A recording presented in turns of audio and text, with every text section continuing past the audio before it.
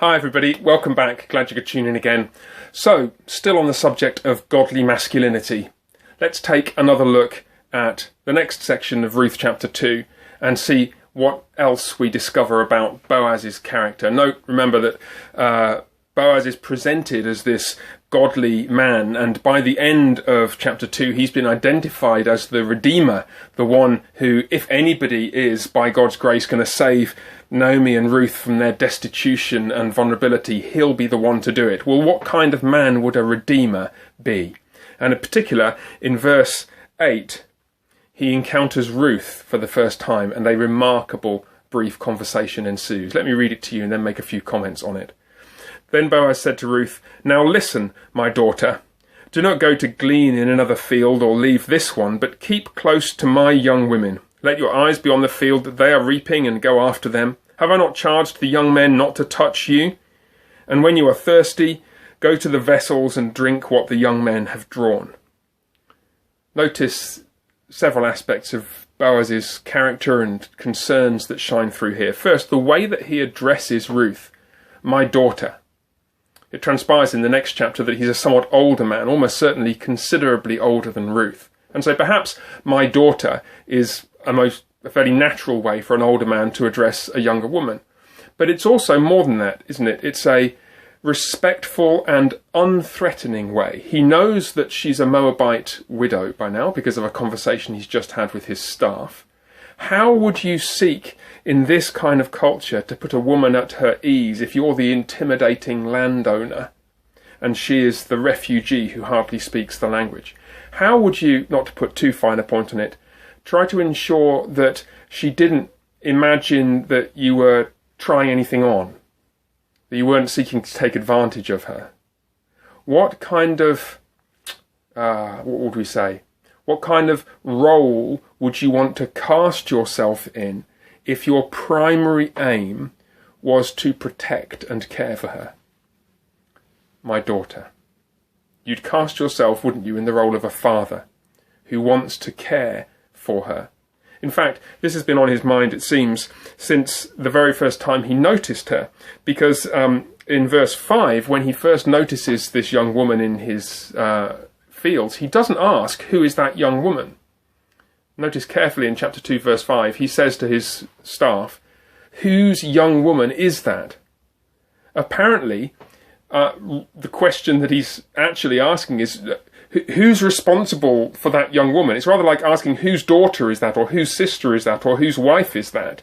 He's not really so much asking about her identity as wondering, well, who is it who's caring for her? Who's looking after her?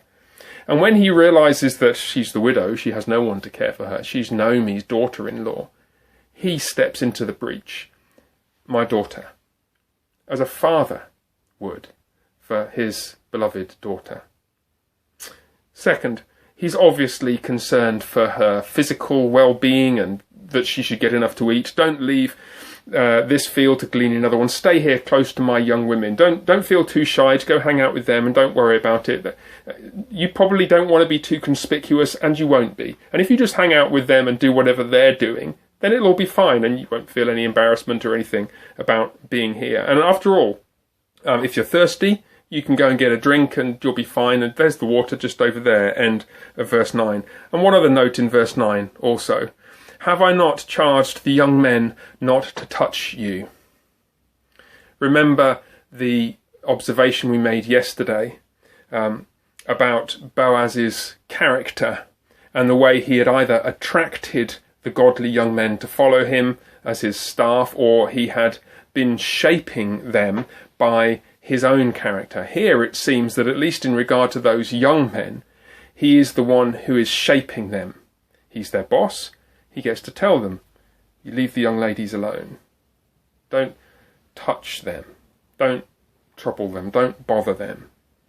It's interesting, isn't it, that this man of integrity is not naive about the world, but neither is he careless about his responsibilities in it.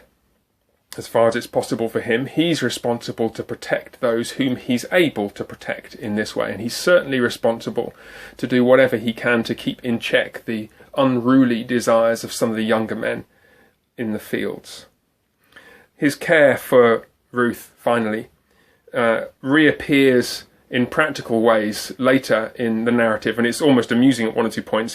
He invites her to sit with him in verse 14, which would be very unusual for the women to be invited to sit with the men in this culture, never mind to be invited to sit with the boss, the landowner. Boaz doesn't appear to care about worldly conventions of who may sit with whom. He seems to insist that if this vulnerable young bride wants to come and sit with me, where she'd perhaps feel a bit safer, that's fine. It's rather like the Redeemer would want his bride to be seated with him, wouldn't he? And then finally, an amusing note in verses 15 and 16. He realises that Ruth is probably not that familiar with the rules surrounding the gleaning laws in Israel. And you know what the rules are. You're allowed to pick up grain that's been dropped on the ground and any unharvested grain at the edge of the field. But you're not allowed to go and glean grain from the large stack of cut stalks at the edge of the field. No, those are the ones that the harvesters have got. They do belong to the landowner. But Boaz says, no, even if she gleans among the sheaves, even if she doesn't really understand the rules and she thinks, oh, here's a nice big pile of grain, maybe I'll have some of that. Don't rebuke her. She probably just doesn't understand.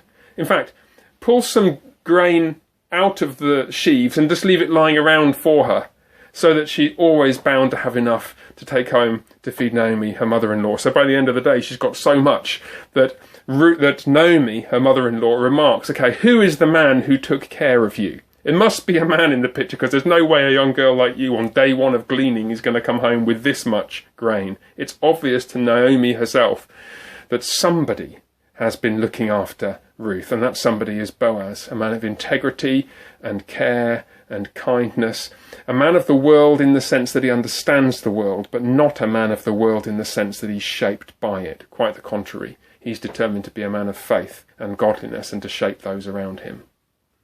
Some things we might want to remember as men if we are keen to reject the worldly caricatures of masculinity that we often see around us. The Lord bless you all, and I hope very much to see you very soon. Bye for now.